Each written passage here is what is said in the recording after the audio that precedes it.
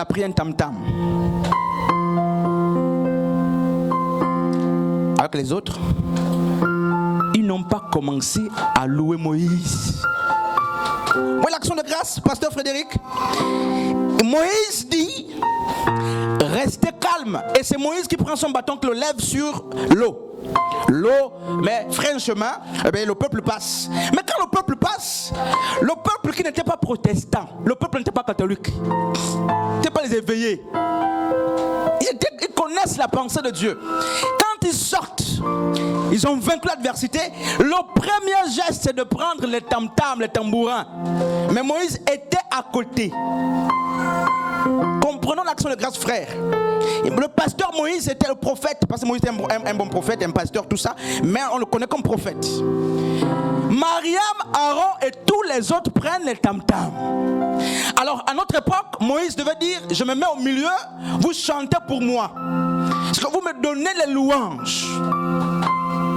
Comme chez les pentecôtistes, chez les gens de l'Alliance chrétienne, il y a ce petit désordre là, n'est-ce pas? Surtout ceux qui sont écartés de la parole du Seigneur. Nos églises éveillées souffrent. Elles sont sous perfusion, il y a des problèmes. Alors à notre époque, Moïse, le pasteur, aurait dit, j'ai pris mon bâton, j'ai frappé, l'eau, n'est-ce pas, le chemin a été frayé. Alors vous là, donnez-moi les offrandes d'action de grâce. Voleur, moi je dis pasteur, voleur, pasteur. Voyez le vol du pasteur? Ça c'est le vol. Et à notre époque, c'est la même chose. La maladie fuit parce que l'homme de Dieu a été, l'instrument là a été utilisé par un supérieur pour te guérir. Et toi quand tu es guéri en tant qu'idolâtre parce que tu es né dans le mauvais christianisme pollué, le premier réflexe que tu as c'est quoi? Amener les offrandes à l'homme de Dieu. Quand tu pêches, tu ne comprends pas le message. Et regardez Paul, n'est-ce pas, et les autres vont guérir les malades, vont démontrer la puissance de Dieu. La Bible dit ceci, ils vont les appeler par Hermès et l'autre, ils vont soulever Paul et son compagnon d'œuvre pour faire d'eux, n'est-ce pas, des grands. Ils vont les appeler par des dieux. Vous voyez ce que Paul a dit avec l'autre? Il a dit quoi? Sommes comme vous, épargnez-nous de tout ça. La louange ne nous revient pas. Mariam, Aaron savait que c'est le bâton de Moïse qui a été utilisé pour qu'on trouve un chemin. Mais quand ils sortent, Mariam était une vraie prophétesse. Elle connaissait la Torah. Je ne sais pas si elle connaissait la Torah, parce que Moïse n'avait même pas encore écrit. Mais Dieu a les paroles inscrites sur nos cœurs. Mariam, qu'est-ce qu'elle fait? Elle prend le tam-tam, elle commence pas à chanter Moïse. Moïse a compris que lui aussi c'était un instrument. Qu'est-ce qu'il fait? Il ne se cache pas. Il vient avec Mariam, Aaron et les autres, tous sont en train de louer. Donc, l'action de grâce, c'est la propriété de Dieu. Si vous voulez être reconnaissant, c'est envers la personne de Dieu. D'abord, écoutez bien mon message. Parce que là, je sens qu'il y a des questions qui vont n'est-ce pas? L'action de grâce, c'est pas pour le pasteur, pas pour le prophète. Toutes les fois où tu as pris l'argent, tu as pris les présents, tu as pris ce qu'il fallait pour venir de nos pasteurs, c'est pas un péché. Mais si tu l'as fait 2, 3, 4 fois sans comprendre que le pasteur n'a pas le droit de manger les actions de grâce, il y a des problèmes. Et toi et moi, nous devons nous associer pour rendre les actions de grâce à Dieu, pas pour donner la nourriture à Dieu. À ceux qui n'arrivent pas à faire des actions de grâce parce qu'ils n'ont rien. Je ne sais pas qui leur a dit que l'action de grâce était un présent. Il y a des problèmes de tout genre dans les églises. Dimanche, nous aurons un culte d'action de grâce. Vous allez voir que les gens vont manquer parce qu'ils n'auront peut-être rien. Alors pour aller vite, on nous dit qu'il y a un animal qu'on prenait et qu'on divisait en trois. Il y a l'épaule, n'est-ce pas, et le tronc qui était donné au sacrificateur, donc au prêtre qui s'occupait de l'offrande d'action de grâce. Et il y a le reste de la bête qui était donné au propriétaire de l'offrande. Et la graisse était donnée à Dieu. Et regardez, même littéralement, c'était partagé en trois.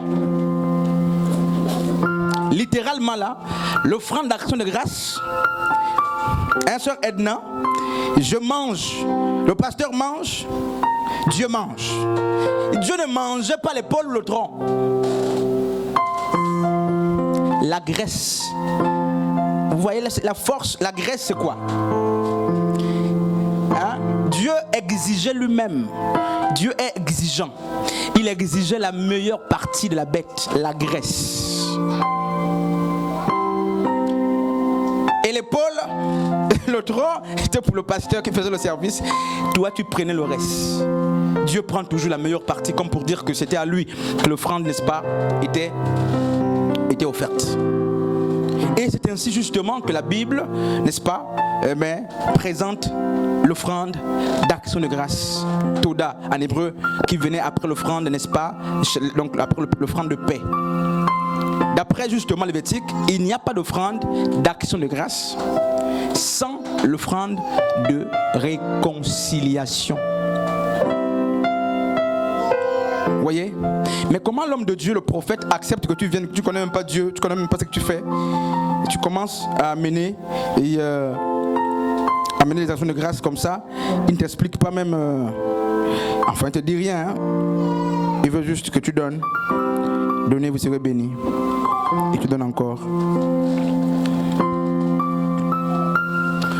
Alors, quand on a lu le Lévitique chapitre 7, à partir du verset 13 ou 11 même, on nous a parlé d'un gâteau. N'est-ce pas? Qu'on mangeait. Regardez, c'est pas le repas du Seigneur, hein? Regardez, c'est pas la Sainte Seine. Mais regardez ce qui se passe, il y avait un gâteau, il y avait aussi un animal. Il y avait aussi les pains sans, donc les galettes, pas le pain, les galettes. Alors, je vais poser une question aux jeunes ici. 1, 2, 3, 4, 5. Le gâteau là, il est fait comment? Sœur Edna, on va aller très vite. La galette là, le gâteau là, on fait ça comment? Le gâteau, on va d'une manière pratique. Oui? Il faut quoi? La pâte. Merci. Non, c'est pas la pâte. La pâte, c'est quelque chose de... La farine ou le blé. Tout ça. La pâte, c'est pas... On n'a pas besoin... La pâte, c'est le mélange de choses qui amène la pâte. Et la pâte, c'est quoi? On va travailler avec les images. Quelqu'un pour nous lire 2 Corinthiens chapitre 5, 7. Tu restes avec le micro, on ne distrait pas. Donc, pendant qu'on trouve ce texte, il y a donc la farine ou le blé. Il y a plus quoi? Non, c'est sans le vin. L'eau. Alors, l'eau. Donc, il y a le blé. La pâte, c'est quoi? 2 Corinthiens 5, 17. 2 Corinthiens 5, 7. Non, 1 Corinthiens 5, 7. N'est-ce pas? Quelqu'un là, 1 Corinthiens 5, 7. Nous parle de la pâte. 1 Corinthiens 7, 5, 7. Oui. Frères de Béra, d'après leur famille, tels qu'ils sont enregistrés dans les généalogies selon leur génération. Ça c'est quoi là? 1 Corinthiens 5, 7.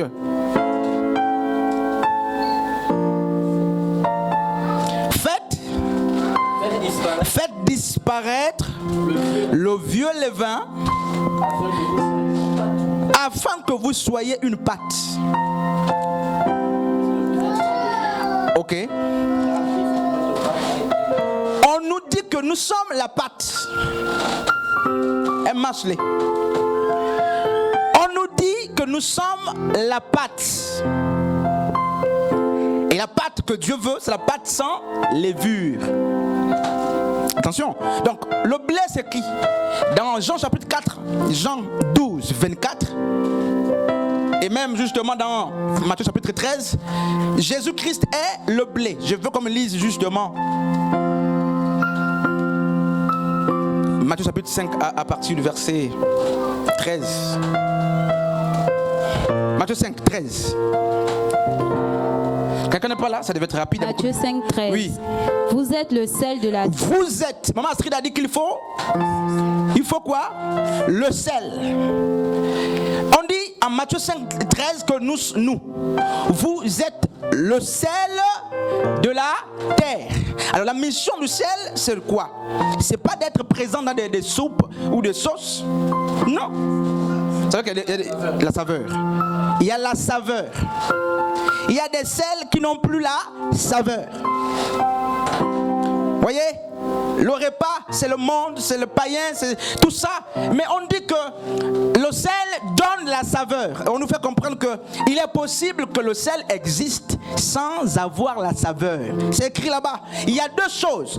Et le sel et la saveur. La saveur est une chose, une propriété du sel.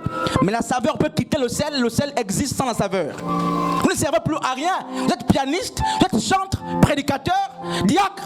Sans la saveur, vous êtes moche, permettez le mot. Vous ne nous servez à rien. Le monde de Dieu n'a pas besoin du sel sans saveur. Dans votre milieu d'études, vous êtes, on a dit, la saveur. Vous êtes le sel de la terre. Et vous êtes censé agrémenter, n'est-ce pas, ce qui se fait dans l'église. Lorsqu'il y a des problèmes, j'ai envie de convoquer, pas des sages, mais le sel. Parce que les anciens doivent avoir encore cette saveur pour être capables de résoudre les plus grands fléaux. Ils viennent avec la saveur, la sagesse, le goût, la joie, tout.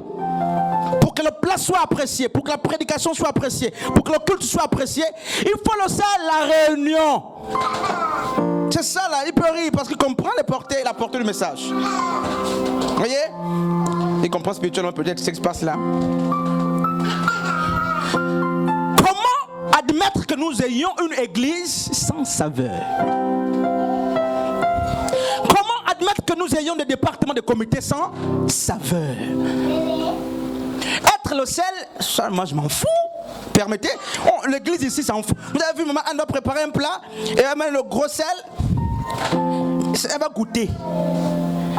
C'est arrivé, c'est pas arrivé. Même là, c'est encore notre message que Dieu me siffle. Ça doit être juste à poser là. Quand c'est trop, c'est pas aussi bon. Quand c'est trop peu, c'est pas aussi bon. L'équilibre en toutes choses, frère. Le sel, non, ça a trop dépassé. Mais encore l'eau. Or, l'eau, c'est la parole de vie. C'est la parole. Le sel est où? Il n'y a plus de saveur. Et on nous dit que 1 Corinthiens 5, 7, n'est-ce pas, nous dit que nous sommes cette pâte que Dieu cherche aujourd'hui. Et le sel, dans la sauce, on parle de l'action de grâce, hein, même si on tourne là vraiment comme ça. Il n'est pas visible. Il disparaît. Quel message d'humilité.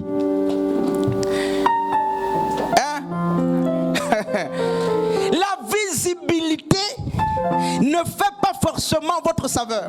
Votre présence, la présence du sel, je n'ai pas vu quelqu'un qui va venir prendre la cuillère, commencer à dire montre-moi le sel, montre-moi le sel. Non, c'est pas ça, hein, le chant là. Avant de manger, montre-moi le ciel. Non, montre-moi le ciel, ouvre le ciel. Vous avez vu ça où dans un restaurant? Comment on constate la présence ou non du sel? Mais on ne le voit pas lorsqu'il est dans l'eau. Il disparaît. Mais il est présent. Pasteur Frédéric. Il y a des frères, ça c'est des parenthèses là, on tombe, on chute, qui n'ont pas besoin d'être présents. Il y a des gens qui n'ont pas besoin de beaucoup parler, qui n'ont pas besoin de porter une veste, un costume. Non, qu'ils soient là ou pas, la présence se fait ressentir, même à distance. La saveur, c'est qu'on cherche. Tellement ils sont humbles, ils s'effacent. Mais tu ressens sa présence. Et Anne, moi je peux ne pas être à une réunion, tu vas sentir que je suis là. Moi, si je ne parle pas, ton message peut changer, frère, quand je suis là. Hein. Je te dis, sœur, je suis arrivé une fois à la réunion de chante, j'étais en bas là. En bas, il y avait une grande joie ici. Là. Tout le monde avait été en joie. Les pianistes, c'était improvisé. Il y avait des grands pianistes. Je crois que c'est Julien qui jouait. Oh, c'était beau, merveilleux. J'étais en bas, j'admirais l'activité. Mais quand je suis arrivé, tout a disparu. je dis, mais avant que je ne vienne, il y avait la joie. C'était une joie comment? Le culte a changé de visage. Frères et sœurs, le culte a changé de visage. Et j'ai fini par tirer l'enseignement.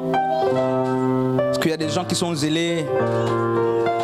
Lorsque certains ne sont pas là, il y a des présences, peut-être qui étouffent, qui gênent, qui empêchent la liberté.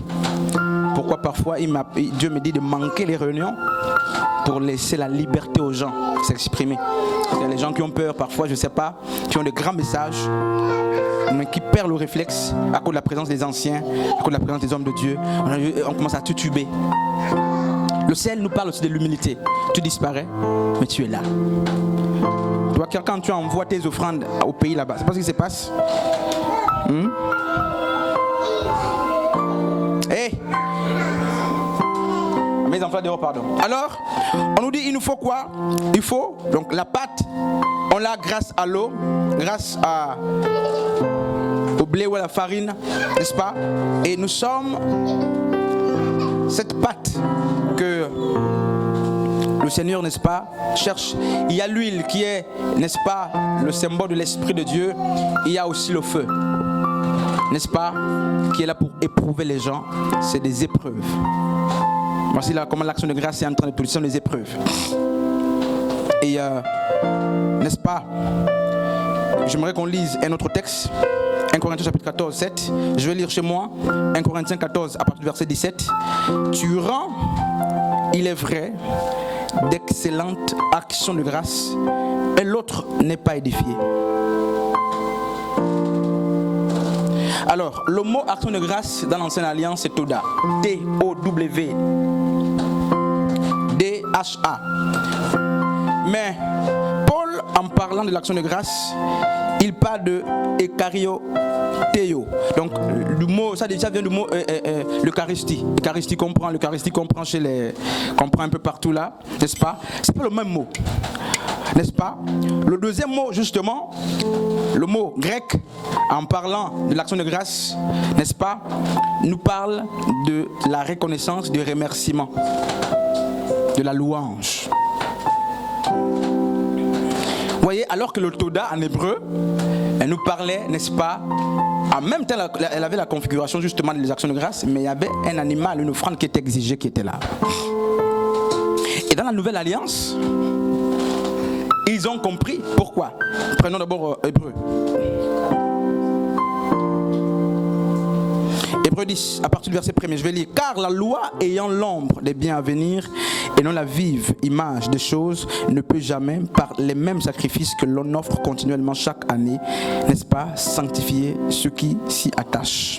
La Bible, la version d'Arbi dit, car la loi ayant l'ombre des biens à venir, non l'image exacte des choses. Colossiens chapitre 2, 17, c'était l'ombre des choses à venir, mais le corps est en Christ.